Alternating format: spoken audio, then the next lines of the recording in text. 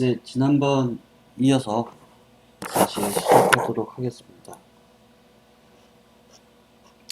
네, 지역 응급의료 기관까지 봤고요. 시장군수구청장에 의해서 종합병원 중 정하는 것이고 응급 환자의 진료를 하는 것이고 적절한 응급을 할 수 없는 경우에 빠르게 이송해야 한다라고 되어 있습니다. 그래서 이 세 개를 비교해 보면요.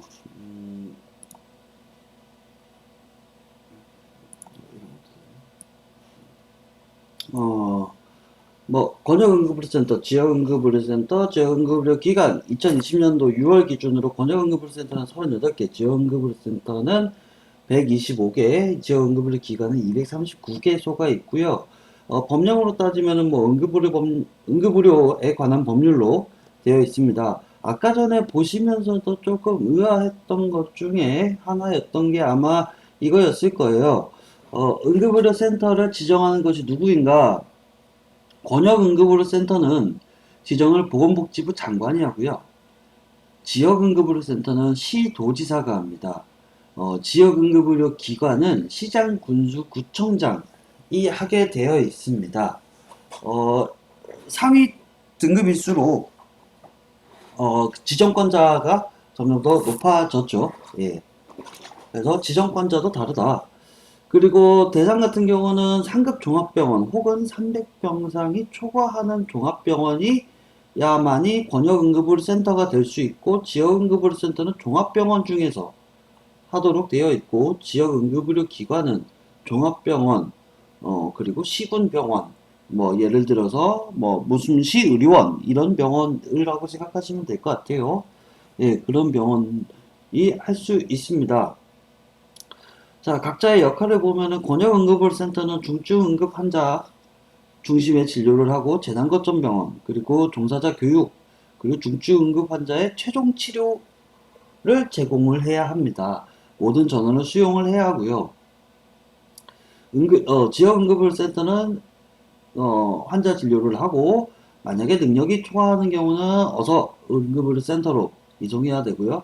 지역응급의료기관도 응급 환자를 진료하지만 능력을 초과하는 경우에는 어서 응급의료센터로 이송을 해야 합니다. 시설 기준은 응급, 중응급, 중증 응급 환자 진료 구역이 나눠져 있어야 되고 음압과 격리병상 그리고 전용 입원실, 전용 중환자실, 전용 수술실이 있어야 하고요. 그리고 지역응급의료센터는 응급환자 진료구역이 따로 있고 검사실, 처치실, 방사선실들이 있어야 하고 여기 보시면은 방사선실은 따로 없어도 되는 지역응급의료기관은 그 외래에서 쓰는 방사선실과 함께 사용해도 됩니다. 권역응급의료센터는 전용 CT 그리고 구급차 2대 이상이 있어야 하고요. 지역응급의료센터는 일반 X선 엑스레이 그리고 구급차 한 대, 지역응급의료기관도 똑같이 되어 있습니다. 인력 기준은 권역응급의료센터는 응급의학과 전문의가 5명 이상, 소아전담 전문의 1명, 전담간호사 25명, 소아전담간호사 1명, 내원 환자 수에 따라서 인력을 추가해야 합니다. 지역응급의료센터는 응급실 전담 전문의가 2명 이상을 포함한 전담 의사가 있어야 한다고 합니다. 응급의학과 전문의라고는 되어 있지 않습니다. 지역응급의료 기관도 마찬가지고요. 어, 응급실 전담 전문의가 있어야 된다고 하지, 응급학과 전문의라고는 안 돼 있고요. 응급실 전담 의사 2명 이상이 있어야 하고, 연간 환자 수 1만 명 미만의 경우에는 1명만 있어도 된다고 되어 있고, 간호사는 5명, 지역응급에서는 간호사가 10명 있어야 되고, 운영 기준도 중환자실 진료구역은 전담응급학과 전문의 1명이, 일반 진료구역은 전담 의사 1인이 24시간 근무를 해야 하고 지역 응급의료 센터는 전문의 또는 3년차 이상 레지던트 1명 이상이 24시간 근무 그리고 지역 응급의료 기관은 응급실 전담 의사 또는 병원 당직 의사 중 1명 이상이 24시간 근무를 하도록 되어 있습니다. 이렇게 차이가 있습니다. 아까 초반에 얘기했듯이 응급의료 기관은 아니지만 응급실을 운영하는 기관들이 있습니다. 그래서 그런 기관들을 보통 그냥 응급의료 기관이 아니죠. 그냥 응급실이 있는 병원인데, 어, 이것은 법률에 따라서 응급의료 기관으로 지정받지 아니한 의료기관이 응급의료 시설을 설치, 운영하려면은 최소한의 요건은 그래도 좀 갖춰야 합니다. 24시간 근무나 이런 거는 당연히 해야 하고요. 이외에 시장 군수 구청장한테 허락을 받고 해야 합니다. 그래서 응급의료 시설 설치 기준에 보면은 응급의료 기관의 명칭과 혼돈되지 않도록 응급 환자 진료 기관임을 표기해야 합니다. 절대 응급의료 기관이 아닌 곳은 응급의료 기관이라고 하면 안 되고요. 그냥 뭐 응급실, 뭐 24시간 진료 이런 식으로만 표시를 해야 되지 응급의료 기관이라고 하면 안 됩니다. 그래서 응급 환자 진료를 위해서 20제곱미터 이상의 별도 공간이 있고 간단한 처치나 시술을 할 수 있고 의사 1명, 간호사 1명 이상이 24시간 근무를 할 것. 의료기관 내에 각목의 장비가 하나 꼭 있어야 하는데 24시간 이상 이용할 수 있어야 하고 그게 엑스선 촬영기 그리고 CBC나 화학검사 같은 거 할 수 있고 ABGA 그리고 유린 검사 할 수 있는 것 그리고 CPR 할 수 있는 것 CPR 할 때 에어웨이를 확보할 수 있는 장비는 최소한을 갖추고 있어야 니네가 응급실이라는 이름을 달 수 있다라고 법령으로 되어 있습니다. 그래서 저희 전국에 이건 2019년 기준으로 권역응급의료센터 38개, 지역응급의료센터 124개, 지역응급의료기관은 240개, 응급의료기관 외 응급실 운영기관이라고 되어 있죠. 전국에 119개가 있습니다. 예.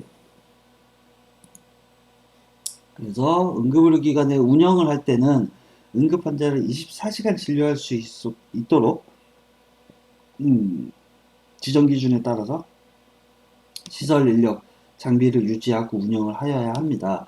그리고 제1항에 따른 인력과 장비에는 보안 인력과 보안 장비가 포함되어야 한다고 되어 있고요. 이러한 부분은 보건복지부 령으로 정하도록 되어 있습니다. 2021년 3월에 그 코로나 등으로 인해서 신설된 항목이 있습니다. 제1항에도 불구하고 자연재해나 감염병 유행 등에 따라서 그 재난 및 이에 준하는 상황에 인하여 응급의료기관 지정 기준에 따라서 유지하여 운영이 어려운 경우에는 보건복지부 장관이 정하는 절차에 따라서 그 예외를 인정할 수 있다라고 되어 있고요. 이거는 쉽게 말하면은 원래 응급의료기관의 역할을 해야 하지만 그러한 그 자연재해나 감염병 등으로 인해서 여의치 않을 때 그래도 우리가 너를 해지하거나 그러진 않겠다. 국가적으로 뭔가 도와주고 있으니 그거에 대해서 그 기간 동안 너희들이 일부 시설 장비 인력이 부족하더라도 그 부분에 대해서는 인정을 해줄 수 있다라는 그 예외 항목을 추가로 두었습니다.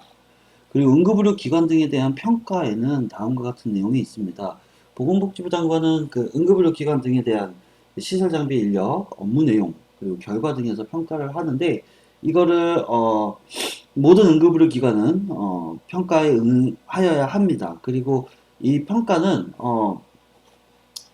보시다시피 평가를 위한 자료 제공을 요청을 할 수가 있고 응급의료 기관은 특별한 사유가 없으면 무조건 이 자료를 제출을 하여야 하고요. 그리고 이러한 응급의료 기관 등에 대해서 보건복지부 장관은 그 평가에 행정적, 재정적 지원을 응급의료 기관에게 해줄 수 있고 이 평가 결과를 국민들에게 공표를 하여야 하고 이 평가를 지금 중앙응급의료센터에 이관하여 중앙응급의료센터가 대신 하고 있습니다. 그래서 중앙응급의료센터가 보건복지부 장관에게 업무를 위임받아서 이렇게 그 응급의료 기관들을 평가를 하고 있고요. 전국 의료기관의 그 적절성, 운영 현황과 기능의 적절성을 평가해서 응급의료 질적 수준을 제고하기 위해서 하고 있습니다. 그래서 여기 들어가면은 이런 평가 설명 그리고 평가 결과 등을 확인할 수 있습니다. 네, 그래서 보통 연 2번 정도 하는데요. 상반기, 하반기. 그래서 보통 상반기에 하는 목록, 그 평가하는 목록이랑 하반기에 하는 목록이랑 조금 다릅니다. 그래가지고 이 응급의료 센터 평가나 응급의료 기관 평가가 들어가면은 병원에서 엄청 바쁩니다. 이게 필요한 서류들이 정말 많고요. 아까 전에 질환군이나 그런 거에 따라서도 그런 데이터를 제공을 하여야 하고, 실제로 그 도면이나 그런 걸 확인하고, 장비, 그리고 인력 기준, 그 각 인원들 몇 명이 돼 있고, 실제로 계약하고 근무하고 있는 거에 대한 증빙 자료, 그리고 각자 그 인력들에 대한 근무표 같은 것도 다 일일이 제출해야 되고, 면허 정보도 제출해야 되고요. 어, 예, 엄청 많습니다. 뭐, 어쨌든, 그래서 이런 기관 평가가 시행되면은요, 각 기관들은 엄청 바빠집니다. 예민해지는 시기이기도 하고요. 그래서 이렇게 추진 체계는 수행기관인 중앙급여센터가 평가 계획을 수립해서 시행을 알리고, 평가를 시행을 하고, 자료 왔다 갔다 하고, 중간 결과 발표하고, 뭐, 이의가 있다면은 이의 제시기를 하고 하면서 이 평가를 결과를 완료하고, 결과를 보고하고, 국민들한테 안내를 하고, 또 이 평가 결과를 통해서 응급의료 수가가 변경되기도 합니다.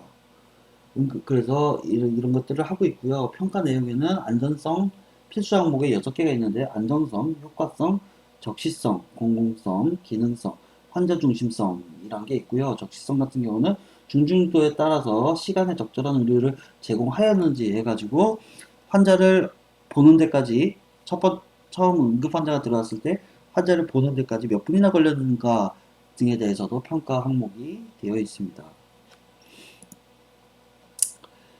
정말로 이게 중요한 것 중에 하나인 게요. 응급의료 기관의 이 평가 등급에 따라서 응급의료 수가가 달라집니다. 보시다시피 A등급과 B등급과 C등급이 있는데, 같은 권역 외상센터이지만 응급의료 수가가 달라집니다. 기본적으로 56,860원인데요. A등급을 받은 병원은 수가를 62,550원을 받을 수 있습니다. 그렇기 때문에 만약에 1년에 응급실에 저희 제가 있는 기독병원만 해도 어, 1년에 약 3만 명의 환자가 와요. 3만 명의 환자가 오는데, 만약에 전년도에 B등급이었는데 올해 A등급이 됐다고 칩시다. 그러면은 응급의료 관리료로 만 곱하기 3에 대한 수익이 생기는 거죠. 그 등급이 올라갔으니까. 그런 것 때문에 정말로 이 응급의료 센터 평가는 정말 그 병원의 입장에서는 정말 중요한 일이고요. 이거에 대해서 왜 국민들이 권역센터 왜 가격이 다르냐? 당연히 여기에서 평가를 등급을 높게 받았던 거는 적절한 시간에 환자 처치를 잘 하였고, 환자를 많이 보는 병원이고, 또 그만큼 장비나 이런 거에 대해서 더 좋은 장비나 진료를 더 높은 질의 그 의료를 제공할 수 있는 기관임을 확인받았기 때문에 그거에 대한 그 관리료를 추가로 받을 수 있도록 국가에서 해주는 거죠. 그리고 추가적으로 그 평가 보조금 같은 것도 이렇게 쉽게 말하면 보너스도 받을 수도 있어요. 그래서 응급의료센터 평가가 응급의료 기관한테는 매우 중요한 사업 중에 하나입니다. 다음은 전문응급의료 시설이고요. 전문응급의료 시설은 전문응급의료센터를 지정을 할 수가 있는데, 보건복지부 장관은 소아 환자, 그리고 화상 환자, 독극물 중독 환자에 대해서 이 응급의료 기관 중에서 분야별로 전문응급의료센터를 지정할 수 있다고 되어 있고, 그 기준과 방법은 령으로 따로 지정을 하고 있습니다. 그래서 이 분야별 전문응급의료센터의 지정 기준은 실제로 좀 더 아까 전문병원을 지정하는 것과 비슷하게 좀 더 세부적으로 좀 더 복잡하게 되어 있습니다. 어, 실, 옛날에 외상센터가 출범하기 전에 옛날에는 외상도 하나의 전문응급의료 시설이었지만 지금은 외상센터가 따로 있기 때문에 빠졌고요. 지금 뭐 화상센터, 심혈관센터, 독극물센터, 소아응급센터 이렇게 되어 있습니다. 어, 실제로 많은 거는 심혈관센터가 가장 많고요. 독극물센터는 우리나라에 없습니다. 예. 화상센터나 소아응급센터도 현재 운영 중인 병원이 없고요. 화상센터는 화상 전문 병원들이 운영을 하고 있기 때문에 특별히 따로 없습니다. 그리고 대중교육 및 정보 제공에 대해서 응급의료에 관한 법률에 제14조 구조 및 응급처치에 관한 법률 교육을 하도록 되어 있습니다. 그래서 보건복지부 장관은 또는 시도지사는 응급의료 종사가 아닌 사람 중에서 각 호에 해당하는 사람에게 교육을 받도록 명령을 할 수가 있습니다. 구급차를 운전하는 사람, 너는 구급차를 운전을 하기 때문에 이런 응급 환자를 많이 마주칠 수 있지 않는가. 그러니 이러한 교육을 자네는 일정 시간 이수하도록 하시게라고 얘기를 하는 거죠. 그래서 1년에 4시간씩 교육을 받도록 명령을 할 수가 있고요. 이 15가지의 항목에 있는 분들이 우선 교육 대상자고요. 그 이외에 일반 국민들이 교육 대상자가 되고 있습니다. 그래서 구급차 운전자, 그리고 여객자동차 운수사업법에서의 자동차 운전자, 쉽게 말하면 버스나 택시 운전하시는 분들, 그리고 학교보건법에 의한 보건교사, 그리고 그 도로교통안전 업무에 종사하는 경찰 공무원, 그리고 산업안전보건법에서의 그 안전보건교육 대상자, 체육시설 이용하시는 체육시설에서의 의료, 구호 또는 안전에 종사하는 사람, 이 유선도선사업부가 배를 얘기하는 거거든요. 예.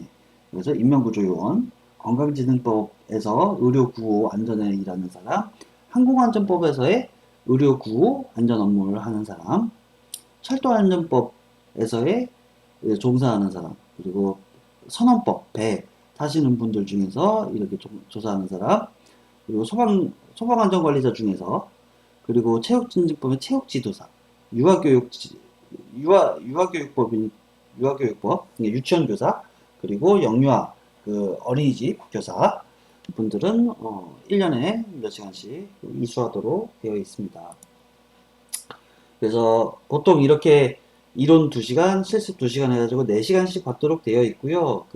매년 시도지사는 이거를 교육을 어떻게 하겠다고 제출을 하고 교육을 시행해야 합니다. 그래서 이렇게 4시간 정도를 하고 반드시 이렇게 수료증을 발급을 해줘야 합니다.